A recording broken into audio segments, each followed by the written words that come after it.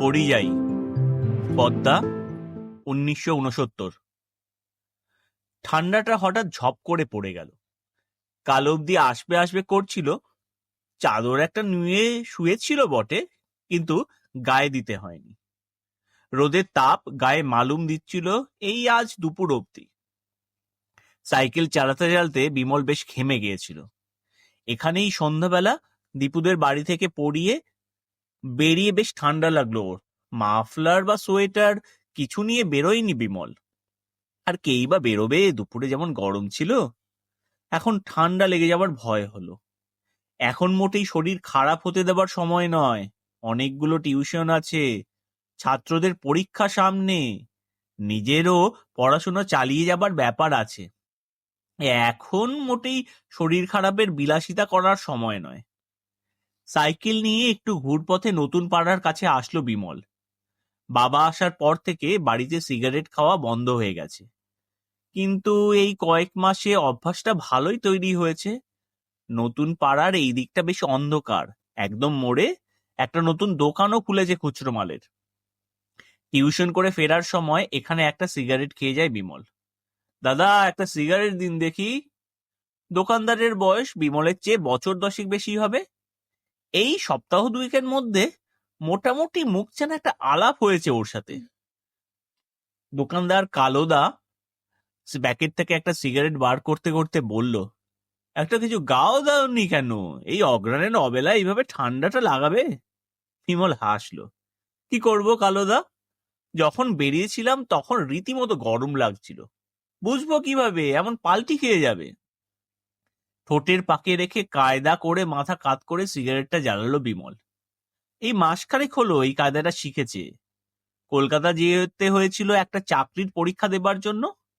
পরীক্ষার পরে ধর্মতলায় একটা ইংরেজি বই দেখে এসেছিল। হিরো সেখানে এমন ভাবে সিগারেট খাচ্ছিল। বইটার বিশেষ কিছু বোঝেনি, কিন্তু কায়দাটা ভালো লেগে গেছিল। কালোদার সাথে আরেকটু কথা বলে সাইকেলটা নিয়ে হাঁটতে হাঁটতে একটু এগিয়ে গেল বিমল। কেউ একজন এই সময় এই পাড়ায় গানের রেওয়াজ করে হারমোনিয়াম বাজিয়ে। হালকা বেসুরো গলায় সা রে গা মা গাইছিল। সিগারেটের টুকরোটা ছুঁড়ে ফেলে সাইকেলে উঠে পড়ল বিমল। ঘরে ঘরে সন্ধ্যারতি শুরু হয়ে গেছে, শাক বাজছে। বাড়ি ফেরার সময় হয়ে গেছে। চিরকাল এই সন্ধ্যার সময়টাতে ওর মন খারাপ হয়ে যায়। কেন জানে না সে। দেশের বাড়ি পানিপোতায় সন্ধ্যাবেলায় সন্ধ্যারতির সময় মাঠ ছেড়ে মায়ের কাছে আসতো বিমল। মা তুলসী মঞ্চে প্রদীপ দিয়ে শাক বাজাতো। কিন্তু সবচেয়ে ভালো লাগতো চড়কতলায় বড় বটগাছটার মধ্যে রাজ্যের যত সব পাখি সবাই ফিরত। সন্ধ্যা মানে বাড়ি ফেরার পালা। তাই যতই আড্ডা জমুক, ফুটবলটা যতই খেলা হোক না কেন, সন্ধ্যাবেলায় মন কেমন করতো বিমলের। বাড়ি ফিরতে হবে এবার। মা নেই, তাও বছর কতই হয়ে গেছে। দুম করে একটু জ্বরে পড়লো, তারপর দুদিনের মধ্যে সব শেষ। একা বাপ ছেলের সংসার তখন। তাই যখন এখানে আসার কথা হয়েছিল বিমলের খুব একটা খারাপ কিছু লাগেনি। পিছু টান তো ছিল না তেমন কিছু, খালি বাবা ছিল এই যা। এখন তো বাবাও এখানে এসে গেছে। এই অজয়নগরটাকেই এখন নিজের বলে মনে হয় বিমলের। ঘরে যখন পৌঁছলো, দেখলো ওর বাবা বাড়ির সদর দরজায় বাইরে দাঁড়িয়ে আছে। কি এত দেরি হইল কেন? বাড়িন প্রশ্ন করলো। 2 সপ্তাহে কি সারা জীবনের অভ্যাস যায়? তার মুখে এখনো দেশের ভাষা লেগে আছে। দেরি কি হইল? আর তুমি এই ঠান্ডায় আমার লিগা খাড়ায় আছো কেন? গায়ে মাথায় কিছু দাও নাই? জ্বর জাটাই বাঁধে পাই নাকি এখনে? পাতলা একটা জামা ধুতি পরে বাড়িন দাঁড়িয়ে ছিল ছেলের পথে। তোর গায়েও তো গরম কিছু নাই, এই অবেলায় এইরকম কইরা বাইর হয়?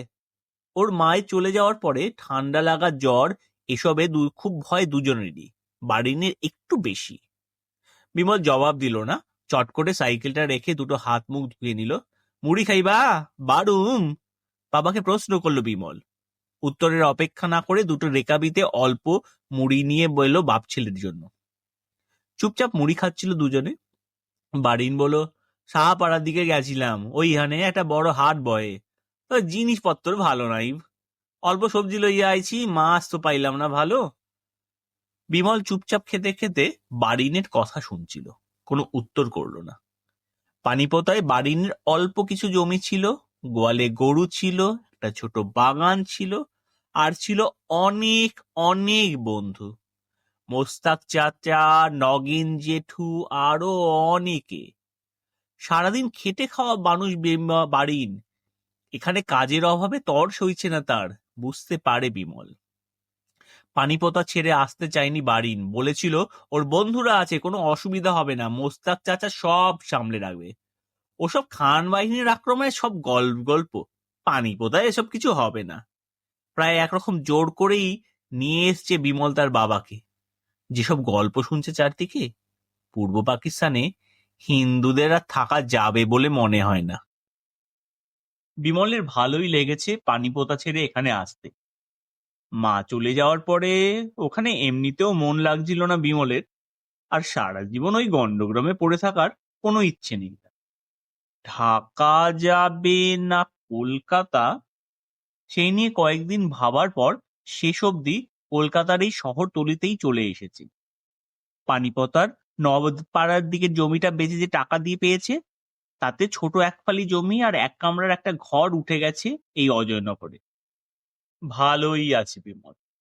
পানিপতাটা ছিল ওর বাবার জায়গা, আর অজয়নগর পুরোপুরি নিজের বাড়ি। বাড়িন এখনো মানিয়ে নিতে পারেনি। অবশ্য 2 সপ্তাহ সবে হয়েছে, একটু চেনা জানা হতে সময় লাগবে। নিজের বয়সী কয়েকজন জুটে গেলেই হলো। চিরকালের মিশুকে মানুষ বাড়ি, লোক জোগাড় করতে ওর সময় লাগবে না। বরং বিমলের আলাপ করতে মুশকিল হয়। মায়ের ধাত পেয়েছে ও। কোনো চিঠি আইছিল? বিমল জানতে চাইল। অবশ্য উত্তরটাও জানে ও। চিঠি আসলে বাড়িন প্রথমেই জানিয়ে দিত, ওকে প্রশ্ন করতে হতো না। না, আহে নাই। কিসের চিঠি আইব, চাকরির? হ্যাঁ, চাকরির চিঠির আশায় বসে আছে বিমল। কয়েকটা পরীক্ষা দিয়েছে, লাগে কিনা কোনটায় জানে না। চুপ করে রইল সে। বাড়িন একাই বটবট করে যাচ্ছিল। চিঠি আইলেও এই হানে কে দিতে আইব কেরা জানে। আমাগো বাড়ি হইলে গ্রামের সকলে চিনত, পিউন এক কথায় কইতো বিমল রায়ের চিঠি আইছে।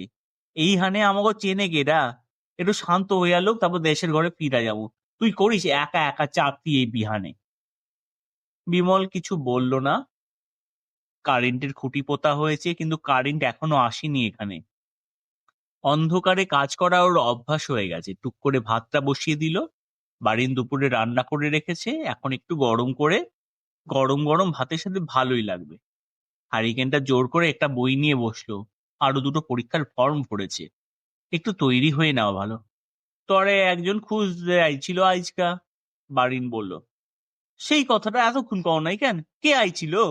তুই বললে একটু মাথা গরম হলো। কাজের কথা না বলে সারা রাজ্যের আজইরা কথা। কে আইছিল নাম জানুন কেমনে? আইয়া তরে খুঁজতেছিল, কালকে আবার যাইব কইছে। নাম জিজ্ঞাসা করো নাই কেন? কি রকম দেখতে, বয়স কত? সত্যি সত্যি রাগ হলো বিমলের। অত খ্যাক খ্যাক করস কেন? আমি তোর কাজের লোক নই? তোর মতো বয়স হইব, ইয়া লম্বা সাইকেল করে আইলো, তুই নাই শুই না হুচ করে চুইল্লা গেল। জিজ্ঞাসা করুম কহনে? রাগ কইরা উঠা গেল বিমল। অল্প আলোয় ভাতের মার গলতে বসলো। খেয়ে নিল ওরা তাড়াতাড়ি, সন্ধ্যা হবার সাথে সাথে। তেলের যা দাম!